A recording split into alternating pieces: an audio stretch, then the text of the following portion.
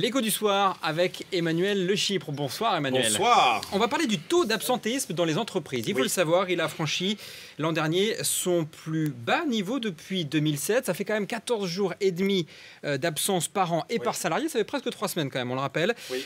La bonne nouvelle, c'est que donc il y en a moins parce que ça coûte cher aux entreprises quand même. Oui, le coût de l'absentéisme, c'est quand même à peu près en moyenne 37 € par jour et par salarié. Et ça peut aller jusqu'à 180 €. Donc imaginez par exemple une PME de 300 personnes, ça peut vite lui coûter 500 000 € par an. Donc c'est quand même une très grosse somme. Alors, c'est pour ça que c'est bien que ça ait baissé. On rappelle qu'il y a 3 ans, l'absentéisme en moyenne, c'était presque 4 jours de plus par salarié chaque année. Donc c'est une baisse pas négligeable. Alors attention, derrière ce chiffre moyen de presque 4 jours, il y a quand même d'importantes disparités. Des disparités importantes entre secteurs. Par exemple, le secteur dans lequel on est le plus absent, c'est la santé, avec un chiffre très important, 24 jours d'absence par salarié par an.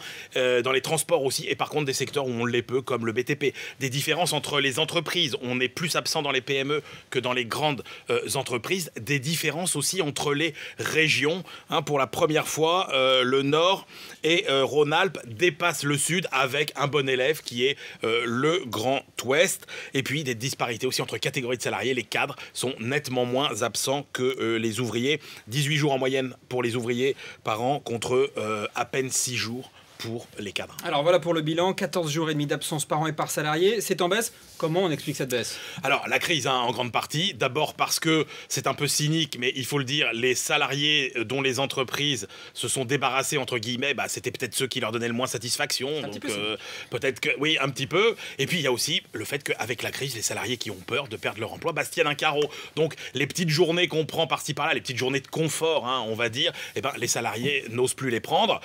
Du coup, il y a un phénomène qui se développe, parce que la question c'est est-ce que les salariés travaillent plus? Du coup, non, parce que attention, halte au présentéisme. Le présentéisme, c'est quoi? C'est quand vous êtes présent sur le lieu de travail, mais que vous faites autre chose. Vous allez sur Internet, sur Facebook, vous réservez vos billets d'avion pour les week-ends. Et ça, le présentéisme, il faut le savoir, ça coûte 1,5 fois plus cher, enfin ça coûte 50% de plus aux entreprises que l'absentéisme. Le chiffre du jour. Et on termine avec un chiffre qui concerne le prix des nuits d'hôtel. Dans le monde, au premier semestre, il est en hausse de 4%. Alors c'est un bon indicateur de l'activité parce qu'il est en hausse de 5% aux États-Unis où ça va pas si mal. Par contre, il est en baisse en Europe de 1%, en hausse en Europe de 1%, en baisse en France de 2%. Comme quoi ça va mal. Est-ce que vous savez quelle est la ville de France où les nuits d'hôtel sont les plus chères, Jean-Rémy? Alors j'aurais dit Paris.